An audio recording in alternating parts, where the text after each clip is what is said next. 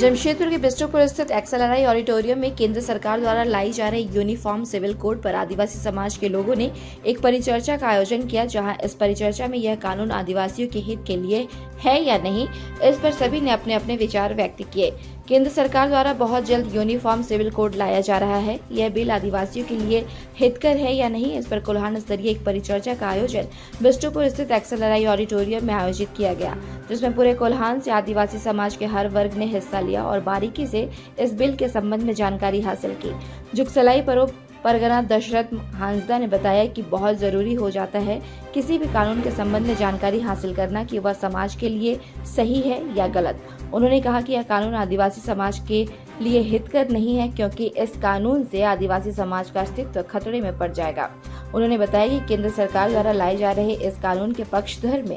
आदिवासी समाज नहीं है, जिसे लेकर एक परिचर्चा की जा रही है। साथ ही साथ इस कानून के विरोध में एक रणनीति भी तैयार की जा रही है। नवा जहाँ यूनिफॉर्म सिविल कोड रेना जहाँ केंद्र सरकार मानसा जे पूरा भारतवर्ष में ये सामान्य कानून संहिता का एक मुहिम छेड़ा है और उस यूसीसी से आदिवासियों को या पूरा भारतवर्ष के लोगों को क्या इम्पैक्ट होगा, ये चिंतनीय विषय है। क्योंकि आदिवासी का अपना रीति दस्तूर, कस्टमरी लॉ, कस्टमरी सिस्टम है, उसके तहत आदिवासी चलता है। अब वो तड़ा मका चला अब और दुनिया में ये भारत में अगर देखा जाए तो 84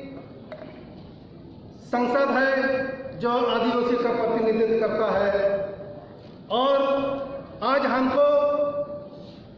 चाहिए कि हमारे जल जंगल जमीन किस तरह से बचेगा और हमारे सांस्कृतिक, हमारा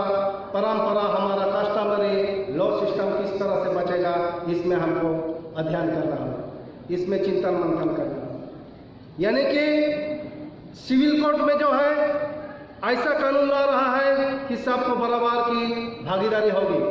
अगर आज हमारे कस्टमरी सिस्टम के तहत हमारा जल जंगल जमीन बची है, हमारा सांस्कृतिक सभ्यता बची है, तो ऐसा ही नहीं उस कानून जो है ऐसा ही नहीं बचा है। वो कानून जो है हमारे पूर्वज, हमारे वीर पुरुष सामाजिक नेतृत्व में जो है कहीं आगे अंग्रेज शासक के विरोध, चाहे मुगल शासक के विरोध उन्होंने लड़ाई लड़ी थी, तभी जाके उस वैसा कानून बना है। तो आज भी हमको वैसा आंदोलन, वैसा लड़ाई लड़नी है जिससे हम अपना अस्तित्व, अपने पहचान को बचाए रखना है, क्योंकि हम इस भारतवर्ष के जो है असली नागरिक हैं। और ये बाहर से लोग जो आए हैं वो हमको सिखा रहा है और वो हमारे लिए वो कानून बनाने की सोच रख रहा है। उस सोच को जो है हम नस्तबुद्ध करने के लिए हमको फिर हमारे पूर्वजों के आदर्श के तहत हमको जो है दूर करना है। तो उनागिन में ना हैं अब वो जहाँ तिने के कानून बना करना वो कोई को बना हुआ हमारे प्रतिनिधित्व करता है विधायक, संसद, और हमारी जल जंगल जमीन, हमारी सांस्कृतिक सभ्यता सारा कानून का जो है उलट कर करता है। तो उनको हम यहाँ से चुन के भेजते हैं। कभी संसद और विधायक कभी हमें नहीं पूछा है कि चलिए माझी परगना, मन की मुंडा, डबलस और आदिवासी व्यवस्था के समाज सारा से हम पूछते हैं कि इस कानून को हम ऐसा बदलाव करना चाह रहे हैं, इसमें आपका क्या राय है। तो ये हम देखेंगे। यहाँ भी जो है झारखंड सरकार ने 1905 में जो है हमारे समाज की जो व्यवस्था में जो है न्यायपालिका की व्यवस्था में जो है कानून है, जो अगर हमारे समाज की बात को नहीं मानते हैं तो उसको हम एक जगह के सहारा रखते हैं कि समाज में कोई भी वैसा समाज किसी एक व्यक्ति विशेष को अगर पनिशमेंट देता है या बहिष्कृत करता है तो वो भी जो है मॉब लिंचिंग में गिना जाएगा। तो ऐसा में हमारा न्यायपालिका, न्याय व्यवस्था कहा जाएगी। आज भी सुप्रीम कोर्ट, हाई कोर्ट किसी व्यक्ति अगर दोषी करता है तो उनको जेल में घुसा देता है, तो क्या वो जो है मॉब लिंचिंग नहीं कहलाएगा। आज समाज भी जो है वो देख रहा है कि कौन क्या न्याय कर रहा है। कोई अन्याय कर रहा है हमारे समाज में जो है अत्याचार करेगा तो उनके लिए समाज जो है वो खड़ा होकर जो है या समाज अपना विधि व्यवस्था, अपना न्यायपालिका के तहत उनको जो है पनिशमेंट देता है। तो आज हम यही कहेंगे तेज ओनागिन में ना जे अब समाज रे सावता रे तेहें अब हपड़ाम को जहाँ हर डार को उदू आका होना लेका अब जुमी हुआ और जुमिद कतर के तबे एनांगे नोआ जहाँ कानून यूसीसी जहाँ कानून बना कना नोआ रदो मिद दो और अपना उंदुला हुआ तेन नोआ टोठा रे तेन जहाँ के केंद्र रे सरकार मेना अकत को तेन नोड़े शेड्यूल एरिया रे आदिवासी को ओत हसा मेना तेन जुदी ओना सामान्य कानून बनाव लेन खान तेन आबुआ जतो होड़ा कानून जतो होड़ा ओत हसा कई कई टुकड़े रे हाटी को तेन जहाँ ओना शेड्यूल एरिया ला कानून मेना खातिर ते ग्राम सभा मेना माजी मोड़े होड़ा दाड़े मेना मनकी मुंडा दाड़े मेना ओना खातिर ते तेन ओत हसा रे कल कारखाना नोड़ेना खनिज संपदा लुटाव लगित ते तेन उनको उयहर हुई तेन मेनखान आबोरेन विधायक सांसद को उनकाना एटेक जहाँ जब फाका को दोहगत करना और आबुआ खनिज संपदा रे ओना नजर मेना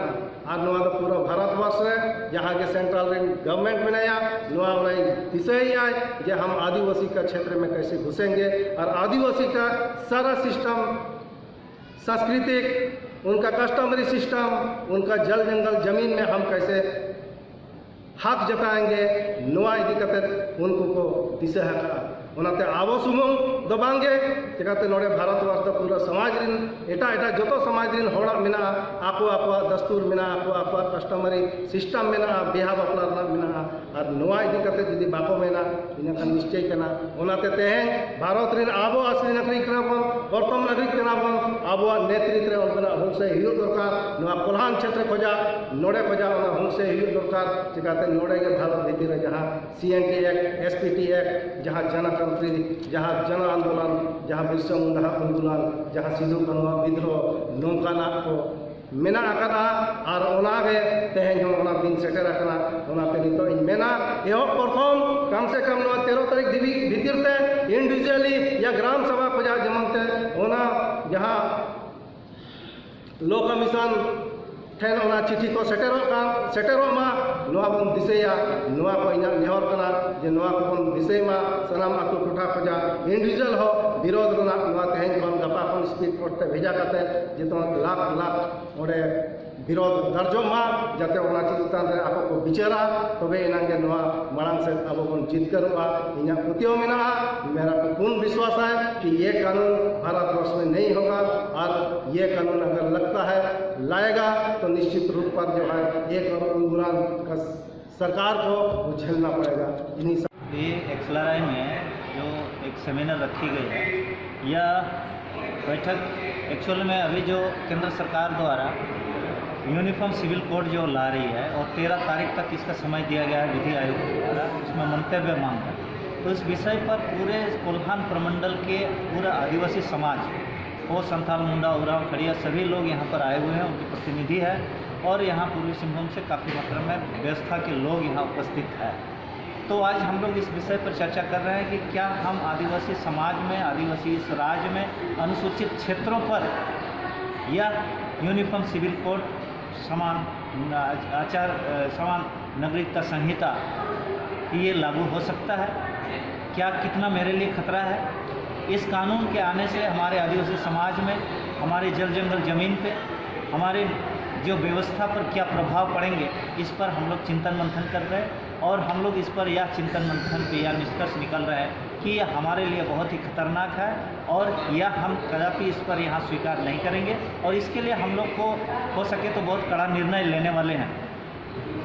केंद्र सरकार के विरुद्ध चाहे जो भी राजनीतिक पार्टियों के खिलाफ जो आज तक मुंह बंद रखे हैं इसके विरोध में हम लोग बहुत ही कड़ा स्टेप लेने वाले हैं क्योंकि यही लोग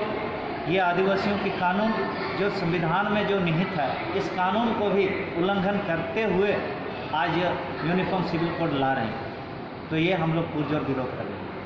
ये यूनिफॉर्म सिविल कोड यह है समान नागरिक संहिता है कि एक मैंने देश में एक प्रकार का कानून यहाँ सभी जातियों का अलग अलग कानून है और इस कानून के तहत ही सब समुदाय संचालित होते हैं। ये संविधान एक है और संविधान के अंदर में सभी समुदायों को अलग अलग अधिकार दिए हैं। तो ये यदि कानून आ जाएंगे समान नागरिक संहिता तो इससे सारे जो कानून है चाहे आपका मुसलमान को हो चाहे सिखों की हो चाहे आपका आदिवासियों की हो ये सारे कानून ऑटोमेटिकली ख़त्म हो जाएंगे जैसे जम्मू कश्मीर में वो जो एक स्वतंत्र था उनका 370 हट जाने के बाद वहाँ बाहर के लोग भी ज़मीन लेने का अधिकार प्राप्त करते। उसी तरह यहाँ भी CNT SPT विल्किंसन रूल हो, चाहे एट्रोसिटी एक्ट हो, चाहे कोई भी हो, ये सारे चीज़ खत्म हो जाएंगे और पूंजीपति यहाँ धड़ल्ले से आदिवासियों की ज़मीन को बेहिचक और ज़बरदस्ती लूट सकता है। मेन चीज़ ये है, ये बता नहीं रहे हैं कि कानून समान होंगे। किसके लिए समान होगा भाई? ये असमानता है। हम गरीब और अमीर के बीच में जो खाई है, इस खाई को पहले पटाओ। तो केंद्र सरकार आज तक ये पटाने की बात ना करके आदिवासियों की ज़मीन लूटने की ये UCC ला रहे हैं। समान नागरिक संहिता के नाम से ये एक्चुअल में ये मुसलमानों को टारगेट करके आदिवासियों को मार रहे हैं। ये बहुत बड़ी साजिश है। ये बात ये हम लोग भली भांति समझ चुके हैं। ये मुसलमान टारगेट में नहीं है, ये आदिवासियों की ज़मीन टारगेट में है और पूंजीपतियों की टारगेट है कि आदिवासियों के पास ज़मीन है, ज़मीन के नीचे मिनरल्स